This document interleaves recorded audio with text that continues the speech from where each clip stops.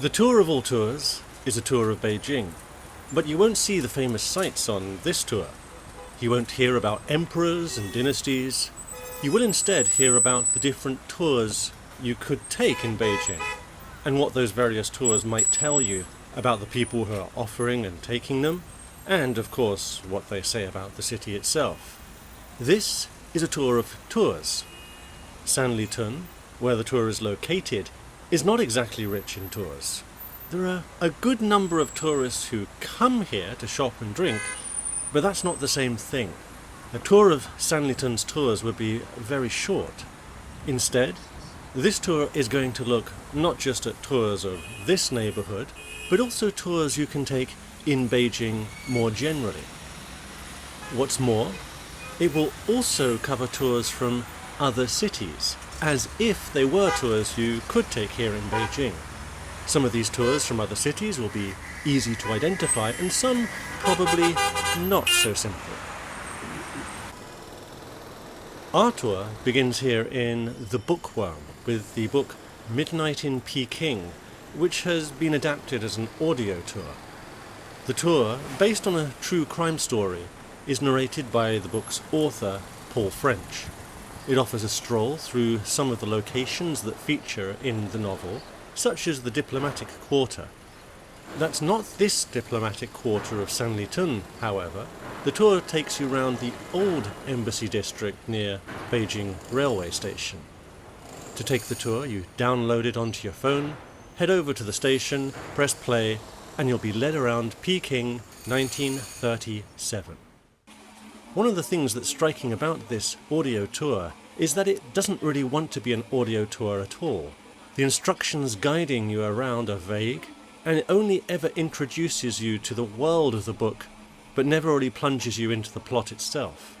You go from neighbourhood to neighbourhood, and hear how it might have looked and felt in 1937, and not a great deal more. Apparently the book itself is a real page-turner. It won awards and it strings you along like a proper whodunit should. The audio tour, however, is more like a marketing idea dreamt up by the publisher and executed without any real enthusiasm for exploring the possibilities of the audio tour. It is therefore a parasitic tour riding on the back of the novel. Still, in the tour's defence, it does lead you through some hutongs you might not otherwise visit. It's low-key, it avoids the kitsch that's common to audio tours, and it leaves you space to think for yourself. There's one fatal flaw to the Midnight in Peking audio tour. The volume. You may or may not have noticed that there are very few audio tours of the streets of Beijing. There's a reason for that. The streets are often loud and chaotic. There are people everywhere. The cars come and go in all directions. You've got to keep your eyes and ears open. Even when you put the volume of this tour up to maximum, you have to really concentrate hard to hear anything at all. I've noticed that other spoken word recordings produced here in China are appropriately loud so they can cut through the city noise. I have a number of language learning courses, for example, that I listen to on the bus, and they really do the business. The people making them know the environment they are designed for. Midnight in Peking, however, is reticent and should best be listened to in the dead of night when the city sleeps. The Bank of China is the next stop on the tour of all tours, and it's where the Occupy tour stops. The Occupy tour doesn't actually visit this branch, it goes to the main one in the CBD, where all the banks and financial institutions have their head offices. It's a free tour that's advertised through TripAdvisor, and it's not at all a conventional tourist experience. It's special, as not only is it free, it is also a political sort of tour. It's given to help people understand the history of banking, the financial crisis, and the current situation of heavy borrowing. It takes place once a month and it's led by not one but two guides. The tour starts with the history of banking in China. The guides talk about Pingyao in Shanxi and how this was effectively China's first stock exchange back in the Ming Dynasty, where the roots of the present system can be traced. As you can probably imagine, this tour is completely unofficial and is constantly running into problems with the authorities. It's quite confrontational. The guides write on chalk, on the ground, various things like diagrams showing the distribution of wealth in society and how this has changed over the last 50 years. The security guards don't like it, and they usually try to clear the group away or even call the police. This is, in a way, counterproductive, as it leaves you thinking the banks must have something to hide. They cannot accept a little tour group talking about them, but that's the way it is. If an anti-capitalist tour is not so much your thing, then you might be more interested in a pro-business perspective. You can do so in this building by taking a tour with Regus. Regus is an international provider of serviced offices. You can hire office space with them in Beijing, Bahrain, Bournemouth, wherever. To be given the tour, you have to contact them via their website and explain what you're looking for. And that's exactly what I did. They got back to me the same day and arranged a meeting the following week. I dressed for the part in a suit and tie, met Mrs. Gore, who showed me around. She was all smiles, and the first thing I'd had to do was to explain what my requirements were. I made up a story about representing a British film company who were looking to do some filming in Beijing and needed a production office for 2 months.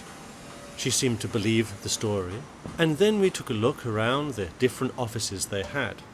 There were smart spaces that offered excellent views over the area.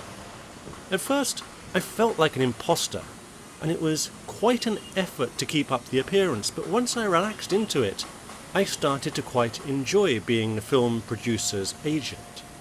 I even started talking about the film and how we wanted to do some kung fu scenes, and that was why we were coming to China.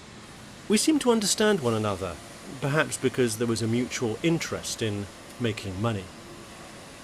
The funny thing about the tour is, when you look over Sanlitun from up there, it all looks very different to how it does when you walk around on the street. All the small buildings teeming with life, the noodle bars and stores selling cigarettes and drinks, look like rubbish that should just be cleared away and a new retail office development built on the site instead. It feels as if you would be doing the area a favour by redeveloping it and putting a brand new Nike store in its place. To take the Regus tour, you have to play the role of the business person, and it's easiest to do this by believing in the role. The Regus tour is therefore as much a mental tour as a physical one. Sure, you do walk around some smart offices, but more importantly, you enter into another state of mind as you look down on the city below and completely reimagine it. The world simply looks very different up there. TripAdvisor have designed a series of tour apps to cover different cities, and sure enough they have a Beijing app. It's downloadable for free. What do you get? Exactly what you'd expect. Maps, hotels, recommendations, and suggested itineraries. One of these itineraries, Beijing's new nightlife scene, takes you here to Sanlitun. It lists 5 bars, and the tour starts with the Apothecary. The app has a map that shows you where it is and tells you how far away from your destination you are in meters, even when you're offline. The main problem is, it doesn't work. The maps don't have enough detail and are out of date, the city is constantly changing, and maps need to be regularly updated too. I walked in circles for 15 minutes, gave up on the Apothecary, and went in search of number 2, D-Lounge. D-Lounge proved to be just as difficult to find, so I never found Beijing's new nightlife scene. It might have worked out for the best. This tour is not really a tour at all. It's an adaptation of an article written for the magazine Travel and Leisure back in 2010 by a journalist from New York who was presumably visiting Beijing, or else she just plucked reviews from the internet and dressed them up as an article. As such, it lists 5 bars in the city, and it was never originally intended to be a tour, just a list of tips. It doesn't really work as a tour at all, because the bars don't make any sense as a night out. You start in Sanlitun, head down to the CBD, then up to the northeast side of the 3rd Ring Road, and then right the way over to Haidian to a club next to Peking University that's now closed. This is not a tour. It's a series of out-of-date tips written by someone who is not from the city. Some days after taking the tour, I stumbled across D-Lounge by chance, and when I found it, I put the TripAdvisor app to the test. It said I was 500 meters away from D-Lounge, when I was in fact standing at the front door. TripAdvisor is a popular app with Western travellers who arrive in China and who know next to nothing. They're afraid of being overcharged, so they use this free app. The places this itinerary takes you to, however, are extremely expensive. 2 drinks in D-Lounge is quoted as costing $50. So, even if you don't get overcharged, you will go to overpriced bars, and this might lead the skeptic to wonder if there is not a business relationship between the writer of the review, the app, and the magazine it originally appeared in. Advice and suggestions, particularly when they're given free of charge, are rarely impartial.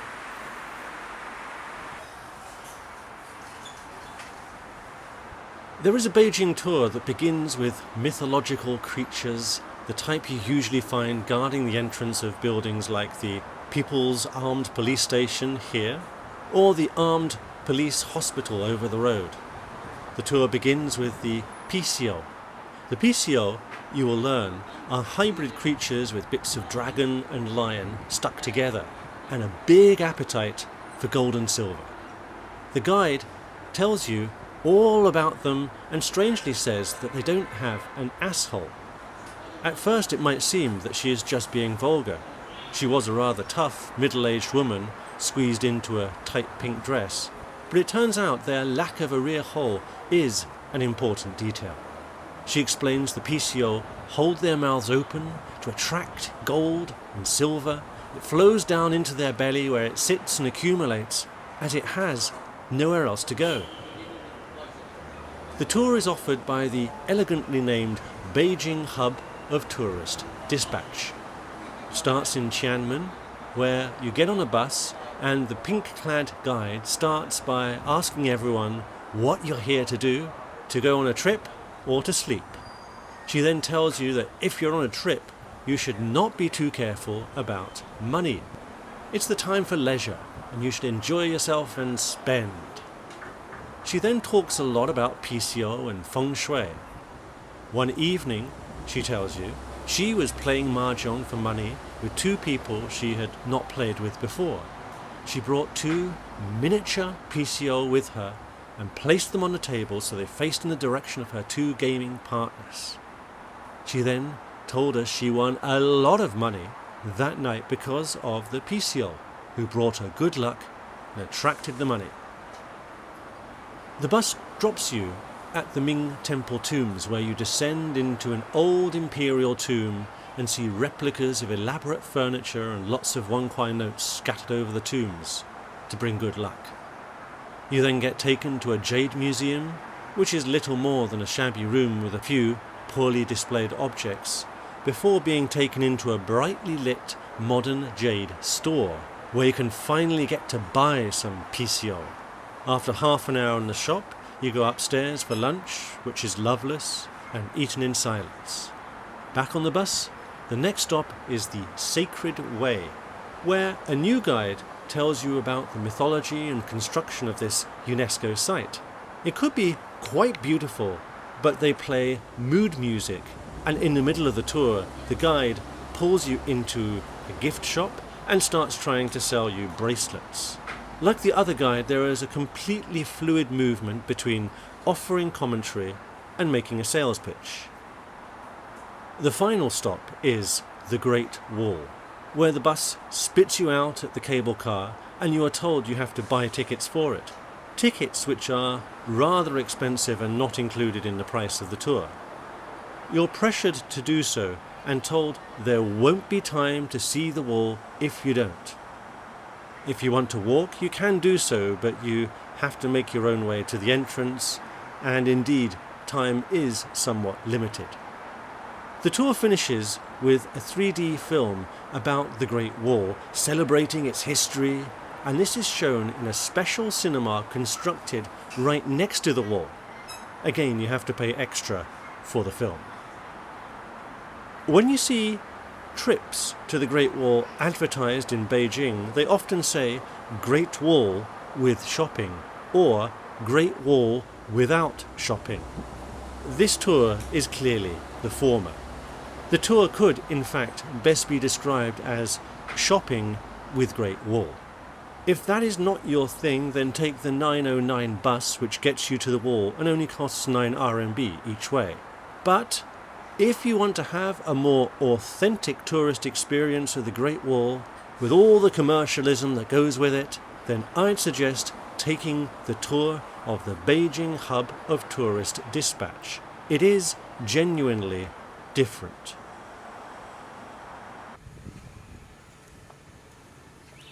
This brings us to the 3.3 Mall, a location visited on the China at the Crossroads study tour, organised by Political Tours.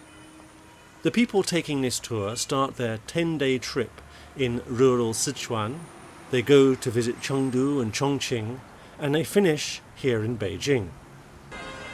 On their tour, they meet with people from all walks of life. Business people, workers, journalists, and so on. And they are guided by a China expert who helps them understand the issues that China is facing today. If you take this tour, you'll be in a small group of about 10 people, and you will enjoy comfortable accommodation and good dinners, at which you'll have the chance to meet local guests and ask them questions.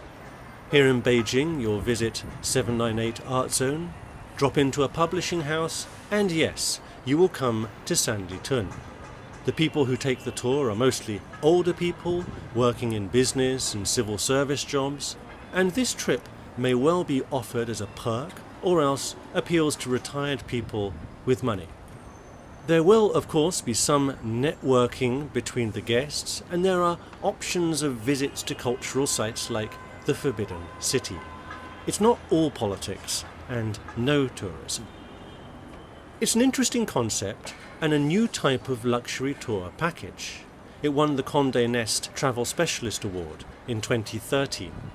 What makes it tricky is that everything means too much and is there to tell you something about China at the Crossroads. For example, the choice to come here to Sanlitun cannot just be a last-minute chance thing in the way many visitors might end up coming here. You come here deliberately in order to understand the story of contemporary China. If the waiter in the restaurant speaks a few words of English, it is not by chance. It is symbolic of the deep changes in the education system that have been taking place since the 1980s. Here in the 3.3 Mall, they have Macs and not PCs. That too is deeply symbolic, of course. Everything has to mean more than itself. With a 90-minute tour like the Tour of All Tours, most people, I find, are happy enough to be led around because when you're done you can go and do your own thing. But being on a school trip for 10 days is definitely not for everyone. The tour costs £3,200, the most expensive tour on the Tour of All Tours by far. Unlike the PCO experience of the Great Wall, where the initial price is cheap, but they keep trying to make a bit more money from you at every opportunity, with the political tour, you pay a huge amount of money up front, and then you don't talk about money anymore. You are above that. That's the way it works best with that sort of customer who may well be getting his company to pay for it anyway. Politics doesn't come cheap, and the bill is usually paid using somebody else's money.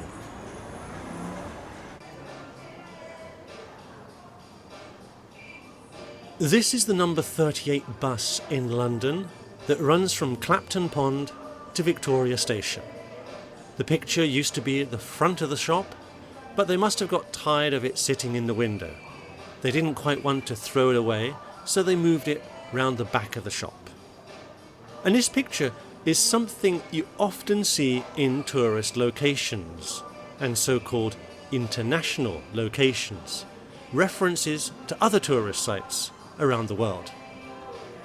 They form a network of their own, detached from the ordinary world of common sights that don't mean anything. It is no accident that it's the number 38. This bus route has become the one that best symbolises London, as it still maintains the old route master style buses and goes through a lot of well-known tourist spots like Holborn for the British Museum, Piccadilly Circus for the West End, and Green Park for Buckingham Palace. In 2012, when London was in the tourist spotlight because of the Olympics, the route of the 38 bus became a walking tour. Yes, it was the route of a charity walk to help people with cancer. Somehow, I cannot imagine people walking a bus route for charity here in Beijing, but in London, that sort of tour can work. There is even a bit of a fashion for walking transport lines.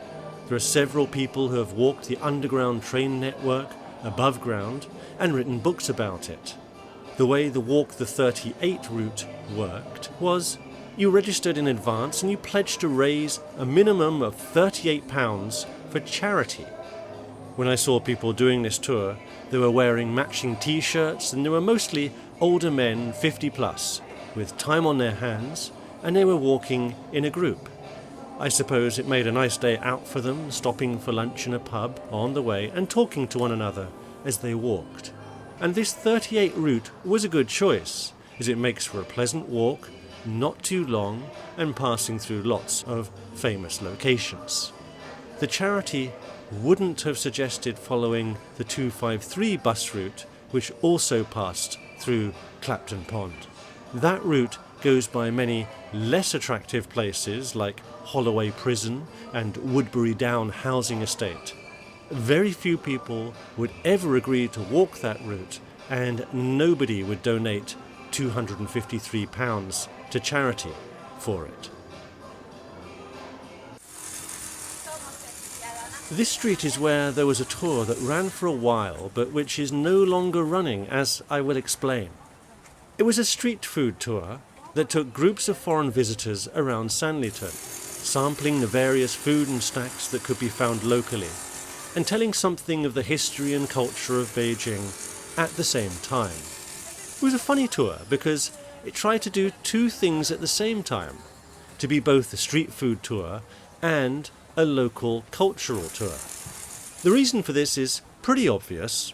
The average visitor to Beijing might be here for 3 or 4 days, maybe even less, and in that time they want to do a lot of things.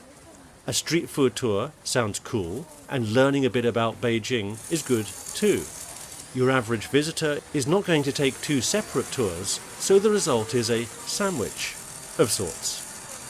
Most international visitors don't speak Mandarin and don't know what the food is, so they are intimidated when facing the menus and vendors they cannot understand. So this tour removes that barrier, and you get to try a little bit of everything. And if, like me, you don't eat meat, there's still plenty to pick and choose from. I have to say, after about 45 minutes of this tour, I could feel myself already just about full. This is a tour to take on an empty stomach, as the food can be quite filling, and tasty too. The discussion is a lot more general than the political tour, and there is something nice about it being more relaxed, yet at the same time it is also unfocused and low in level. The purist in me was thinking the food is just a bribe to cover up the lack of depth in the commentary.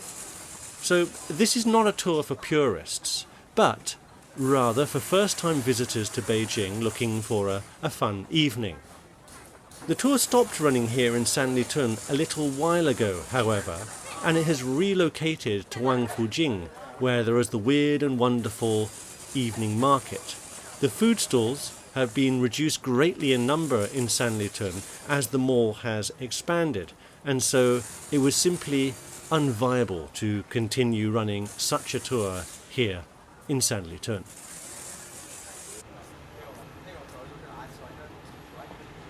There are tours you can take every day here in the Apple Store. Yes, you can take a tour of OS 11.7 Big Sur, a tour of the latest edition of iMovie, iTunes, or be shown how they have integrated the app stores for iPads and iPhones. Maybe your guide will show you how you can select an image and drag and drop it from one program into another, which is probably how the Apple Store itself was designed and deposited here in Sanlitun. The tour guide will be under 30 years of age and dressed in one of the blue Apple t-shirts. Your guide will have a little microphone and speak into it whilst clicking away and showing you the new features. The basic contradiction of this tour is that your guide is most probably a geek who wants to present himself as being cool. He makes a good effort and is supported in this by the Apple branding, but at the end of the tour, when it comes to questions, it becomes clear that communication and people skills are not really his speciality. He learnt these in a 2-day course. The audience of this tour is comprised of 3 distinct groups. There are those who read the timetable and came especially for the demonstration because they want to know more about a specific product. These people are a minority. Then there are those who just happened to be in the Apple Store and drifted over to listen to the tour. There are quite a number of people like this, but they tend to come and go and not stay for the full duration, which can be 30 to 40 minutes in length. Finally, there are the people who are in the Apple Store in order to get their faulty iPhones and iPads repaired at the so-called Genius Bar. There are quite a number of people in this position who are a sort of captive audience. Captive and also mildly hostile, as they have already bought and are carrying with them their faulty MacBook, and they are worrying if they'll be able to save their files now that the operating system has crashed, and they're frustrated that they have to wait so long to see anyone. I say this from bitter experience.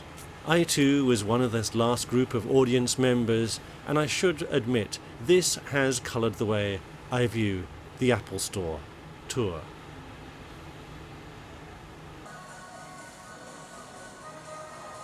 Where is this? Beijing, New York, London? The latter, White Post Lane, East London. It's a surprising sight here in Sanlitun, but this is an international shopping destination with global brands which aspires to be more than just another Chinese shopping mall. Like the number 38 bus, this is another picture of London, but is not a picture of Buckingham Palace or Piccadilly Circus. It is a Photoshop version of Hackney Wick, a messy area next to the Olympic Park. It's a place that used to be semi-important within the London art scene, as there were a lot of cheap artist studios there, and some galleries too. I can only guess that White Post Lane symbolises creativity, fashion, and authenticity.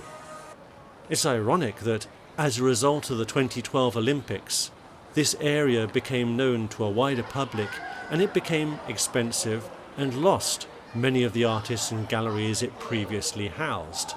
The advertising men moved in. It's also funny that, although Beijing has plenty of authenticity of its own, maybe even an excess of it, images of another city's sites have to be used in order for it to be cool. I have some friends who ran an art space right next to White Post Lane before they too had to move out.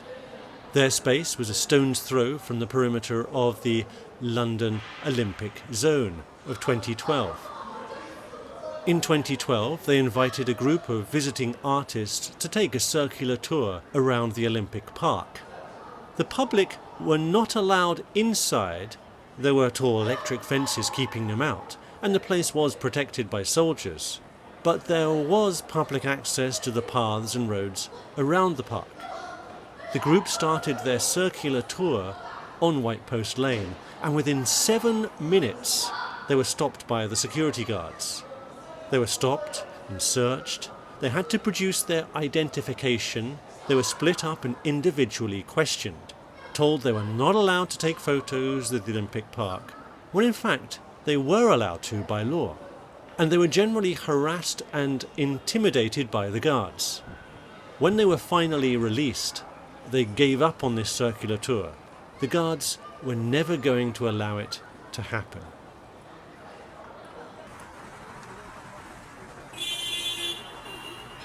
There are a number of companies that specialize in offering sightseeing tours of the city for the corporate sector, and one of their biggest sources of customers is people visiting Beijing for conferences.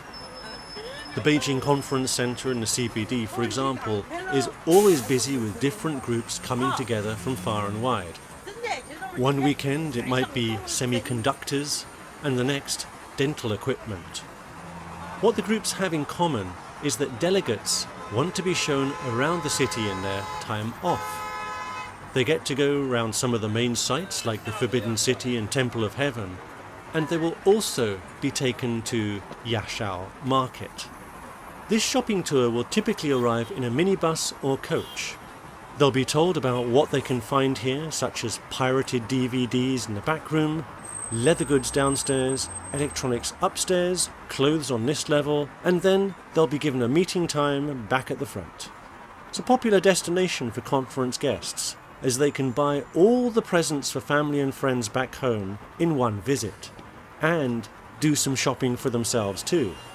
After all, where else can you come away with a Rolex, pair of Nikes, and some Dolce & Gabbana underwear for 200 kwai? These are people who come to Beijing with the idea of mixing business with a bit of pleasure, so it's normal that they mix a bit of pleasure with business.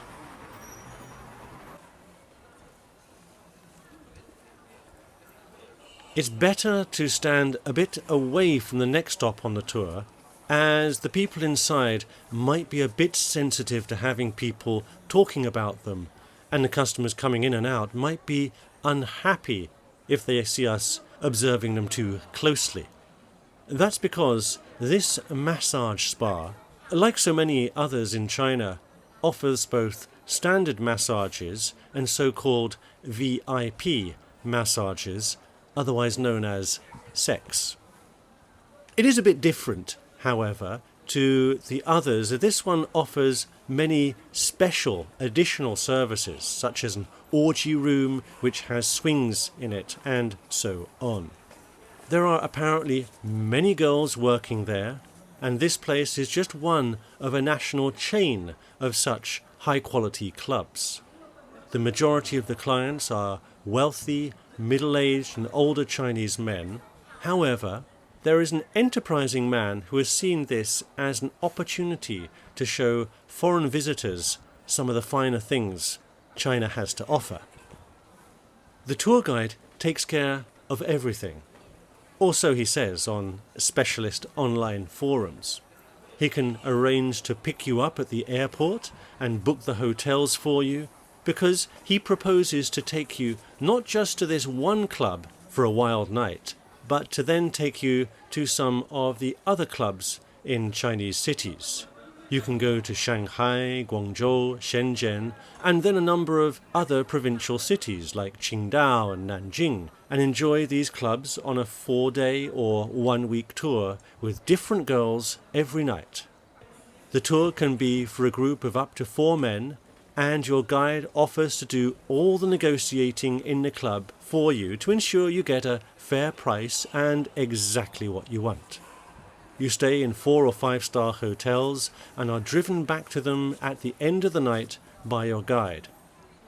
He adds that it's not always easy for guys to take a whole week out, so what he will also do for you is to provide fake invitations to conferences, business trips, a golf clinic, whatever.